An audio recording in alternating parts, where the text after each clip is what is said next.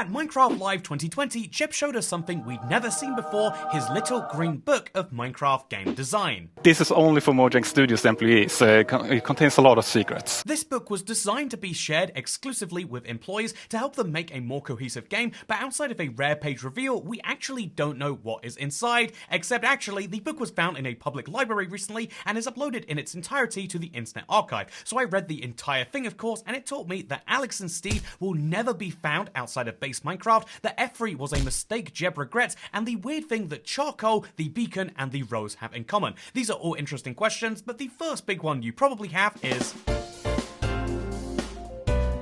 I am glad that you are skeptical at the idea of one of gaming's most important documents randomly showing up at someone's library one day, but the answer to whether this is a real copy of Minecraft game design by Jen Bergensten is surprisingly yes. That's right, if you're curious as to how that can possibly be true, it's because this isn't some random library, but instead is the National Library of Sweden, and they will actually confirm on their own website that by law we must collect everything that is published and distributed in Sweden, including books, periodicals, advertising flyers, films, music, and games. And interestingly enough, it's not just a requirement that they must take these things, but a requirement that when you're producing any of those works, you must give them a copy. This sounds insane, and it honestly, even though I've heard of this happening in other countries, I've always wondered why is this the case, and interestingly, the National Library even says on their own website that this started in 1661, that's when they introduced the Legal Deposit Act, and the reason for this was actually an instrument of censorship, a way for the state to control its citizens. Today, though, it helps us preserve Sweden's cultural treasure. In the late 1900s, the act was expanded to include sound, moving images, and video games, and so as a result, anyone who publishes anything in Sweden has to give them a copy or risk being fined. This may sound very silly, but it means that when someone goes to Sweden's National Library, they can find this book by Jeb, and it means that if that person were so inclined, they could upload the entire thing onto the internet, perhaps Internet Archive, and that is how we could have access to one of the best books in gaming, and there is so much to be learned from this, but I think first we should question not the title, which is perhaps fairly obvious, but instead the author, because...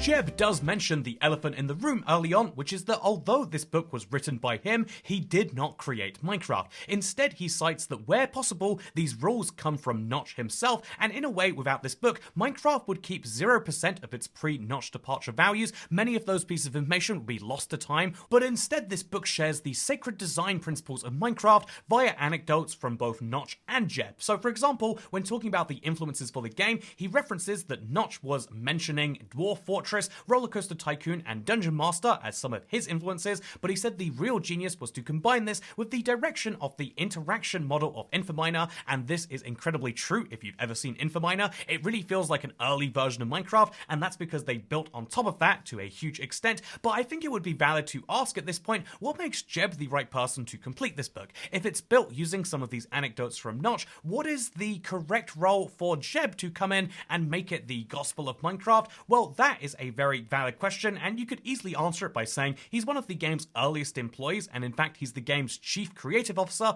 but why is Jeb in charge of making creative decisions, and why does he get to have opinions about why named crossbows or 3x3 pickaxes will never be in the game that will affect how Minecraft is played for a long time to come? Interestingly, this all comes back to Notch, as I guess everything does with a game that comes from one person, because Jeb was hired very early on to work on Scrolls, the second Mojang game, but didn't go very well, by the way. He has created many other games, and so was seen as a natural fit to lead the new project, but started taking over, developing more and more of Minecraft. In fact, Notch considered him to be so good, he allowed him to take over the building of natural structures, including the village, meaning if you like any of the original Minecraft structures, from the mineshaft to the stronghold to the village, it is Jeb who you have to thank. And so it was this and Notch's own distancing from the game that saw him name Jeb the lead developer after 1.0. This meant Notch was the clear head of the game beyond this point, but Jeb was in charge of actually developing it, and notably, Jeb also didn't leave the game after it was sold to Microsoft, which is why his inspiration is pretty important too, and if you're curious about that... Jeb says that he grew up in a world under the influence of Games Workshop products including 40k, Fantasy Battle, Space Hulk, and Warhammer Quest, which is really fun to learn as someone who played a lot of Warhammer 40k in my childhood. But what's also fun to learn is that he says the board game Blood Bowl taught him the value of clear attributes, something he tries to carry into Minecraft. This is why, perhaps you could argue, when you hover over your sword, you'll know exactly how much damage it does, as well as its attack speed, if it has one, because you're playing on Medium Salmon Edition. Minecraft is also very clear about exactly how much benefit your armor gives you, both with the armor value, but also by the fact that it's always there on your hotbar, and this is something that we can clearly see was inspired from seeing these attributes be visible. Some games take the methodology of you should feel these things out, but Jeb believes that Minecraft is not a board game. Minecraft is a creative video game set in an infinite world where almost anything you can imagine can be created. The question is how a large development team can handle development over years and years and a multitude of updates. This is a big question and takes two parts, one to define what has made Minecraft special and the other to define what it specifically hasn't done. And so, the big question is, what is Minecraft?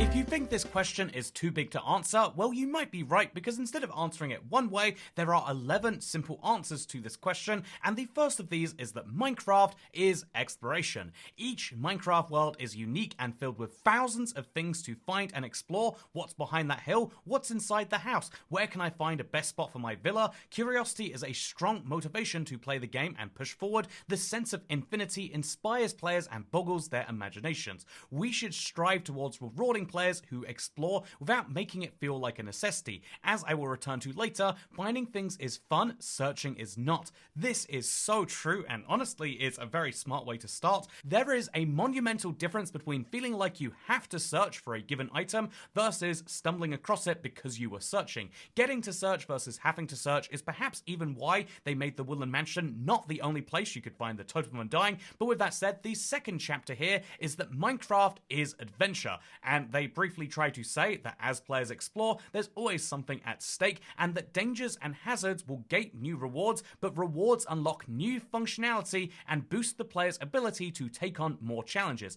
This feedback loop lets players invent their own missions and quests and provides an overarching goal of defeating the Ender Dragon. We should keep giving players new challenges, but challenges should give adequate rewards. This balance is often hard to achieve. Admitting that balance isn't perfect in Minecraft, but that doesn't mean they shouldn't try, and also admitting subtly there that the overarching goal of the game is to defeat the dragon. As Jeb sees it, the end is a pretty decent end or a big goal, and I kind of like that, but Minecraft is also creativity. Creativity in Minecraft is not limited to construction, but also encapsulates storytelling, role-playing, art, music, and much more. The platform for creativity has fitted in nicely with today's social media and click-collecting culture, which I guess is proven by the fact that I made this video and you found it. Thank you, by the way. If you subscribe, you can find more click collection culture like this content right here. But also, Minecraft is engineering. Notch designed some systems in Minecraft specifically with engineering in mind, such as redstone and farming mechanic. These systems create gameplay out of understanding how the game works. And indeed, he references that it even feels sometimes like exploiting the game rules, but it's in clever ways, and they've simply added more and more items to this because nothing beats outsmarting the game. I love the image they use for this, by the way, the minecart that goes around a big loop. It is that reminder that sometimes Minecraft is about engineering the game, and although you ideally don't want people to engineer the fun out of their own game, giving them the option is the important bit. Minecraft is also persistent. It's easy to take this for granted, but every time a player removes a block, it leaves a permanent mark on the world. This is one of the beauties I've always found in Minecraft, and it's one of the things Jeb thinks is worth maintaining at all costs. Minecraft is also limitless. You could attempt to terraform the entire of the Nether. Such aspirations may be overambitious, but never pointless. And thank God that Jeb said that my frozen Nether is not a waste of time or pointless, because I terraformed the entirety of the section, and it will stay that way forever. The persistency and the limitlessness of these two things combine perfectly to make a world that you feel like you are truly creating for yourself. Also, Minecraft is scary. We should remember to keep the players active and engaged engaged. Indifference is a worse enemy than creepers. That's a very powerful message. And Minecraft is multiverse. In the core game, it is better to be unspecific and generic to fit all possibilities, but a static story can have more details, such as named characters and items. In other words, saying that if there is going to be, something else which exists, it can only be in a spin-off. He thinks that something that should be vanilla Minecraft should exist within the multiverse, because each Minecraft world is not separated by space or time. They coexist in their unique realities, and what happens in one does not affect another. That is a very intriguing way to look at things, and that is perhaps why you could argue every single Minecraft spin-off has to take a different world. It's not within your Minecraft world, it's in the world of possibilities, was something Minecraft Legends did.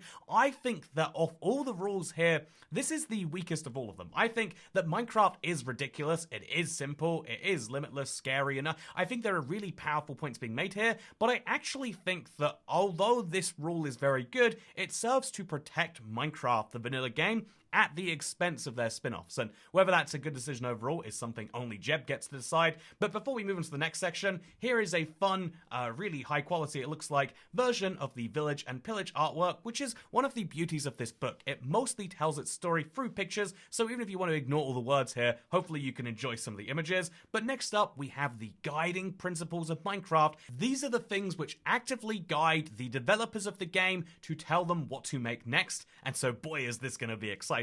Welcome to the main event. Here are the game design principles which dictate the entirety of the game we love. Some of these are entirely non-controversial, but some very much are, and despite that, I'm going to be going through all of them and giving you the guides and rules that can help when designing new features for Minecraft. They are intended to help understand the reasoning behind certain features. They are not always set in stone, and they reserve the right to break our own rules from time to time, he specifically says in the beginning. But let's start with one block at a time. The primary principle is that all actions interact with one block at a time. You break one block, pull one lever, and till one block of dirt. Immediately what comes to mind is the fact that when you bone meal, you affect about a dozen blocks, or when you use water, you affect, again, similarly numbers. But still, in general, unless you're planting a tree or blowing up TNT or activating a network of redstone, you still should start with a single interaction, which I guess you could also argue is true for the bone meal. Why is this important? It allows us to maintain the interaction model of Minecraft, but also sets an essential constraint to how you build things with other players.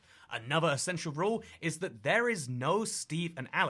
They are placeholders for players. A player should make their own skin and make their own story. This is fascinating because this is very much not how Minecraft Bedrock does it, where you can add your own skin on some platforms, but you're very much encouraged to buy one, which I guess is the same thing. You're making your own skin, just using money instead. We use Steve and Alex in our merchandise as mascots for Minecraft, but they should not have an active role in spin-off projects or storylines. That is massive right there. Steve is the big, well-known character of Minecraft, and all of the other ones, they exist too. I think Alex is like second most famous, and then the other 7, they might be known about by some people, but what's interesting is that they are not going to have an active role in spin-off projects or storylines, with Steven Smash being a clear exception there. Absolutely fascinating, if you ask me. You know what else is fascinating? The fact that it's not quite an RPG, since Minecraft's original inspiration came from games such as Dwarf Fortress and Dungeon Master. It has evolved in the direction of a fantasy role-playing game. But Minecraft is not a traditional role-playing game, and a significant distinction is the player character doesn't develop skills over time. The only thing that defines what a player can do are the items they carry and their knowledge of the game. This is a very interesting thing to say because it does go against some of the earliest visions that Notch had for the game. Something I've been reading a lot about recently is how Minecraft was basically originally intended to be. It's one of the things which I find to be most interesting, and which is very much an area where Nob and Chech This is very much an area where Notch and Jeb seem to disagree, or at the very least early Notch and current day Jeb do. Who knows if they ever resolve the difference internally, or if Jeb is in charge now, but it is an interesting mark to make, and really the only thing that affects the player is the levels, and even they are not really RPG-like, they're not true levels, but we'll come back to that. Next up, bad things happen, but it's technically the player's fault. Disaster is common in Minecraft, be it falling in lava or having your house blown to pieces by by a creeper. The point is that these accidents happen when there were players there to see them happen. Avoiding such dangers is done by playing differently and more carefully. The game should not create situations which are impossible to avoid, and when it does, they should have a reasonably small impact. This is why there are no natural disasters in Minecraft, and it's the explanation as to why creepers and ghasts are allowed to exist. It's because you are there to make the mistake of being near a creeper. You know, this was definitely my mistake right here. Let's activate some more ominous spawners. We'll quickly just make this a little harder for... Ah, no!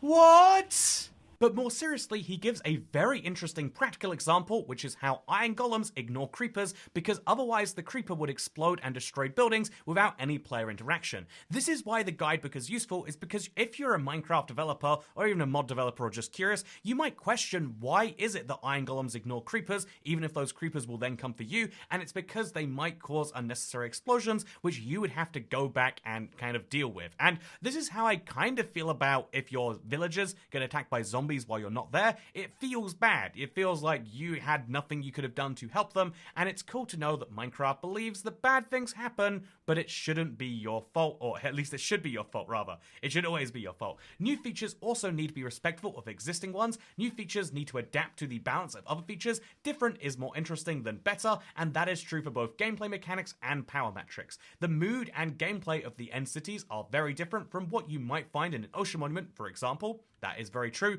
I personally think about this rule as it applies to, say, melee weapons. The Netherite sword is not better objectively than the trident, which is not objectively better than the mace. They all have different benefits and downsides. Some could argue the mace is the most powerful, but there are lots of situations where you'd want to use the other two, which is the beauty of different, not better, and this is a really good game design principle in general. Also, items should be multi-purpose. It's basically the same thing. A trident can be thrown, a mace can be used for anti-armor, or for weird parkour, or for the insanity of 600 damage, and so player inventories are already quite over-encumbered with the hundreds of items that exist in Minecraft. Wow, look, they acknowledge the inventory problem. As early as 2019, they've admitted that. And, you know, it'd be great if they had some solution they could add, and if there was maybe some way they could add that to all platforms. Anyway, they also say, when we add even more to the pool, we should think hard if we can make them multi-purpose or have a broader use case. Then they say the only counterexample is the Totem Undying, which has only a single use, but it's one with sufficient gameplay impact. Sometimes the solution is another potion brewing ingredient, but often the best option is to provide a decoration block for players to craft. And so that is an easy way to say, if you're adding a new block, like Tough for example, just make sure that it is also usable as decoration, so that way there are more uses to it than just it is a block that you can place in your world. Speaking of placing in the world, it's up to players to build it. When we added the villagers to Minecraft Beta, we made a conscious decision that they wouldn't develop automatically. The villagers would not build houses, and there would not be any mechanics for adding more template-based buildings, because the idea is you construct things, the world is not moving without you, although, you know, there are some ways in which it does, but those are mostly not block-based, world-based ones. Also, you are not wearing a HUD. As far as possible, we should try to describe what happens using objects in the game world and not rely on text messages, and Jeb said he is personally an opponent of the F3 debug screen. He doesn't want players to know or care about game engine components such as coordinates, block states, or light levels.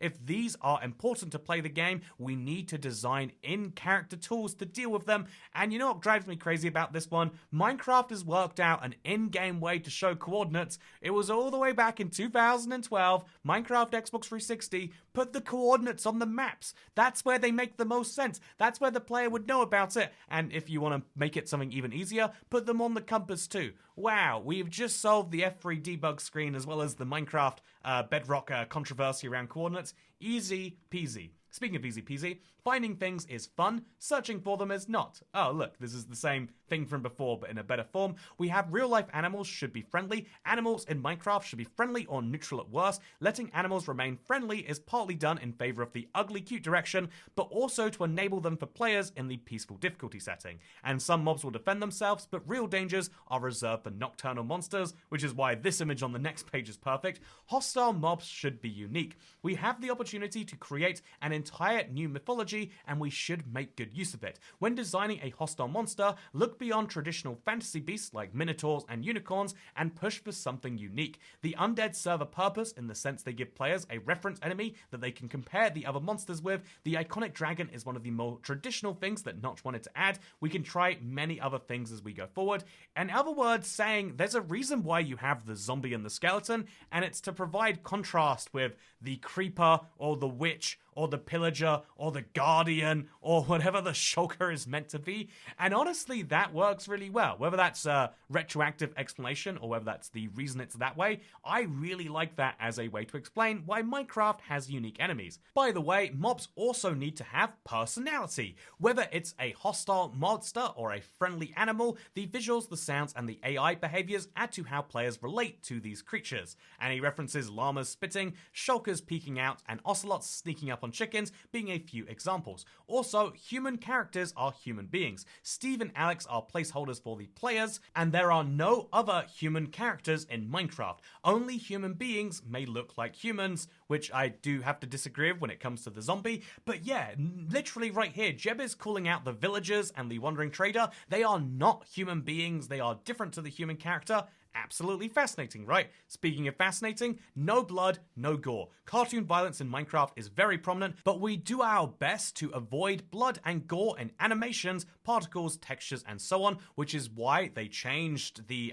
textures on the killer bunny and removed the blood details from the zombie pigman, which, again, just beyond fascinating. Also beyond fascinating, he called it the zombie pigman, but this book is from 2019 supposedly, so we'll give him a pass on that one, but slight outdated. It's not a pig man, it's a piglin, I think you'll find, Jeb. Also, keep it vanilla is the next rule here. No item is truly unique. Tying back to the concept of the multiverse, we should avoid having unique items and characters. Of course, each world and player experience is unique, but adding named weapons, such as a crossbow named Heartseeker, would add connection points between worlds that would make them feel less special. This would go against the multiverse idea, where all possibilities exist at once. This is one I disagree with, because they have enchanted books, which are more or less pseudo-random in the way that named crossbows like a Heartseeker would be, and every time you find an enchanted book, it will be different and kind of unique. Not truly unique, but I think that that is kind of this same idea right here. I don't think that if you did have a Heartseeker, it would ruin Minecraft, but maybe this is just me missing something special about the game. I like this image anyway. I think it's one of those beautiful ones. Speaking of beautiful, expand the mysteries. There are many weird and strange things in Minecraft. They don't make a lot of sense, but it's not our job to explain them. Why are there monsters at night? What are the illagers? What built the stronghold? Such questions can be the starting point of a story. Even if we have our own idea, we should keep it to ourselves. Again, very interesting. Also, gender neutrality is a core principle. Indeed, they should try to avoid, in English, words like brethren, king, or duchess.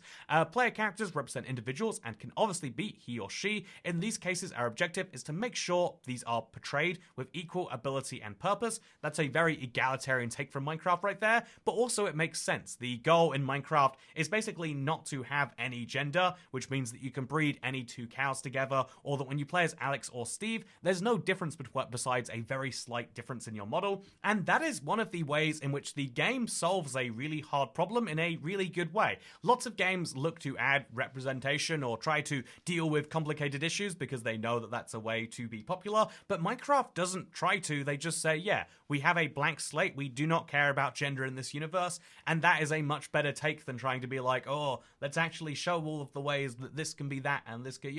at least in my opinion, it's much better. By the way, death is real. We should always design things with hardcore difficulty in mind.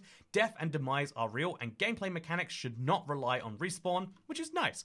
Bugs are not features, quirks and glitches are often fun and charming, but we should not rely on undefined behavior. It's easy to accidentally fix something players depend on if they're not implemented as intentional features, which is very, very cool.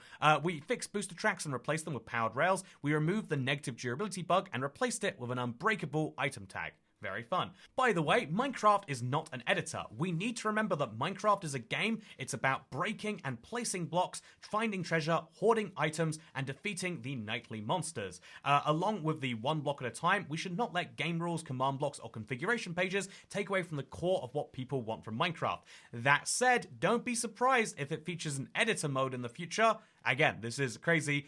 Just now, they are working on bringing editor mode out for people. They gave it a very big update recently. This is a part of Minecraft Bedrock that allows you to do exclusively editing. And again, it goes very much against this rule, but it's fun that Jeb specifically says here that, yeah, they are making a game and they're allowing tools to allow the community to make their games within it, but the core game is about playing it, not editing it, which is a nice thing to say and very important to be said. But that is the last of the game design rules, and at this point there are just small anecdotes left. So, should we go through those now? I think we should. So these anecdotes start with the rose flower. This is a story I told before, but it blows my mind because as part of the update that changed the world, we added new flowers such as the oxeye, daisy, allium, and the tulip. He wanted to add the peony flower, but a community member pointed out the peonies are flowering shrubs and not flowers. He called out the same was true for roses, and another community member sarcastically chipped in, gee, wonder who could fix that, and they had thrown down the gauntlet and the rose flower became a poppy, so that it could actually be a flower. We added roses back as a double block bush plant, but the community still has Remember the Rose Day, half in jest and half serious. Just kind of remembering that the community gets attached to features just like that. Also, the evil villagers references Minecraft dungeons, rest in peace. And things would have been much easier if we had a generic evil character, and this led to the creation of evil villagers. We called these enemies ill-willed villagers, or ill villagers, but e-villagers and illagers were also suggested. They picked the shortest option, and it was probably also the most fun. If you speak Swedish, the correct translation would be Fibo, since it creates the same meaning and uses the same pun out of Bibo villager. Illagers are also useful for creating spin-offs and related stories. They can have any agenda or any skills that are necessary to fuel a plot, although these skills should be more towards magic than engineering, which is interesting, right? Minecraft is a game with so much engineering, but the pillagers never do use it, and that's interesting to learn. Also, the redstone repeater was the first specific purpose block added for redstone contraptions. The original purpose was to act as a diode, which means that the redstone signal would only pass through the block in one direction. The repeater also acted as a delay, and since we had a few more bits of data available, I made the delay configurable. The initial values were 1, 2, 5, and 7 because those would require the lowest number of repeaters to create all the delays from 1 to 10. The community pointed out 1, 2, 5, and 6 would be better for all the delays up to 12, but I ultimately chose 1, 2, 3, 4 because it was more straightforward and easier to understand, saying that, you know, all these game design rules are important, but sometimes you just need to know about simplicity. The most useful you can be is when people immediately understand something, and that is how the redstone repeater is. Also, the beacon. One day I joined a survival mode server for fun, and the players in that world had achieved everything possible. They had all the items, all the monster grinders, and had built amazing buildings. I felt that for these kind of players, there needed to be something that required more grinding and teamwork. This experience led to the creation of the beacon block and the expensive pyramid of precious metals and jewels upon which it sits. The players outsmarted this system though and exploited the fact that iron golems automatically generate in large villages. They would get all the materials needed through automation instead of grinding. We invented the reward before we designed the challenge of how to obtain it. It's often much more natural to come up with challenges than rewards, since these have less impact on overall game balance, which is interestingly probably how they also designed the ancient city and the trial chamber, because the rewards for those came in very late and of different qualities, I would say. Also, charcoal came in because in the old days of survival mode, it was crucial to find coal as quickly as possible. Do you remember that? It was the very first challenge in a world, is make sure you have torches or your first night is screwed. Coal would unlock torches and subsequently mining, which allowed the player to survive the night. When we added charcoal, you could, with less effort, get a light source wherever there were trees. Charcoal had, in other words, quite a significant impact on the game's technology tree and meta gameplay. I cannot tell you the last time I've used one anyway, and so yeah, they're very careful not to upset the progression of the game as part of new features. There is now just one last anecdote to go through here in this 93-page book. I did not realize how long this was when I got into it. I've been reading this and have been enthralled by every single page, but I do want to quickly make one last dive into the charcoal thing here, because they did reference that they want to expand or deepen the technology tree if possible. Charcoal helps to solve a problem and allows for different playstyles. This is what Minecraft is continually trying to do. A lot of people question question why it is that the Ender Dragon is still the end of the game, why they haven't added bigger and better and harder challenges, why the Warden was designed not to be killed, in other words. And it's interesting because, in my opinion, when you look at everything in Minecraft right now, you can see that they're always trying to go wide on the tech tree to give you more ways to do the same things, because that means that you can know the same goals in Minecraft, but find new and enjoyable ways to do it, which is perhaps why so many people like making new worlds over and over and over again. Personally, I love the idea of my 11-year-old survival and playing on that same world, but a lot of people like that every time you make a new world after every update, there's a different way to do basically the same thing, and that might be your favorite part of the game. Speaking of your favorite part of the game, the Enderman. We never wanted to explain the Enderman to our players. They are the silent observers, and their mysterious behavior of moving blocks should remain a mystery. Notch added the Enderman as a nod to the Slenderman meme, but they have since then grown to become a core Minecraft lore element. This well-kept secret that they are trying to bring about the collapse of all dimensions by displacing blocks that are key to the world's existence. They do this one block at a time, hilariously slowly, but they have eternity on their side. It is a really fun part of Minecraft lore that these guys exist, and it's fun that they get a nod as the final part of this book. But now we have finished the book, I think it's time to work out what it is that we've actually learned here. And although we could just say that by repeating the entire video, I wanted to give you my top 5 highlights, so let's go.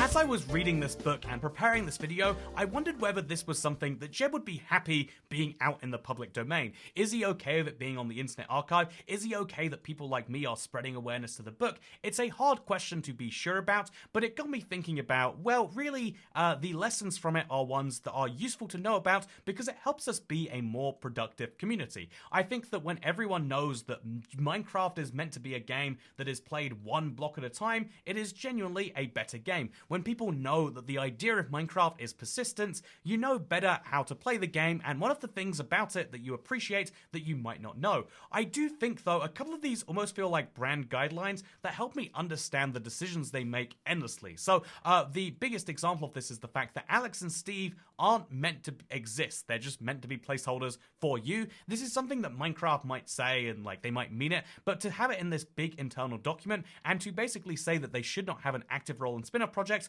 it's something that's really brave because they are giving up on a huge amount of value with that. The amount of marketability they could have in a spin-off, the Minecraft movie is a prime example of this, but the amount of value they could have by using these characters is absolutely huge. I also think it's interesting to learn that Minecraft isn't an RPG. This is one of the biggest learnings because it's the one that I think I disagree with the most. Minecraft could be fun if it took up some RPG elements, because Minecraft is the game that takes up elements from more or less everywhere. It's the game that anyone, anywhere, of any skill set, with any ability, can learn and play and enjoy, and I think that not quite an RPG is a valuable lesson to learn because it helps us understand why Minecraft won't implement some of those things. But again, as someone who's been reading a lot about some of the early game Minecraft ideas, I think Minecraft would be great with some extra RPG features, and I wonder why they don't at least play around with the idea a little bit more. It's something I would love to do personally if I was designing Minecraft, but that's a point for a different time.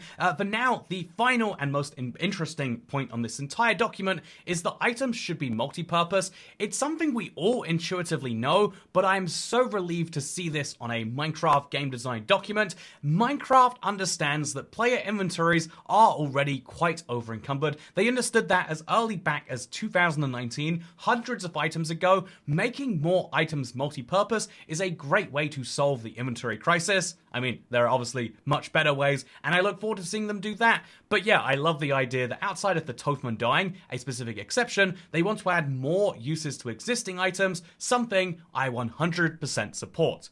I hope that you, by the way, 100% support this video. It was a bit of a very long one. It's taken many, many hours of reading this and putting it together, but I hope that you found it interesting regardless. Please do like the video if so, and consider subscribing, perhaps with notifications turned on, if you want to see more videos like this one, because I make them almost every single day here on this channel, and if you subscribe, you'll get them sent to you. I'm pretty sure that's how that works. Thank you very much for watching, and I'll see you next time. Goodbye.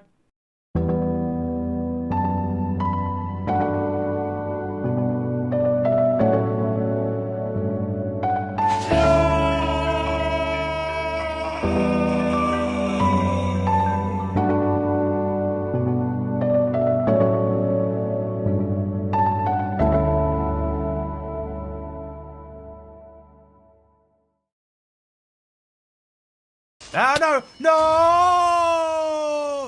What? Where was the creeper?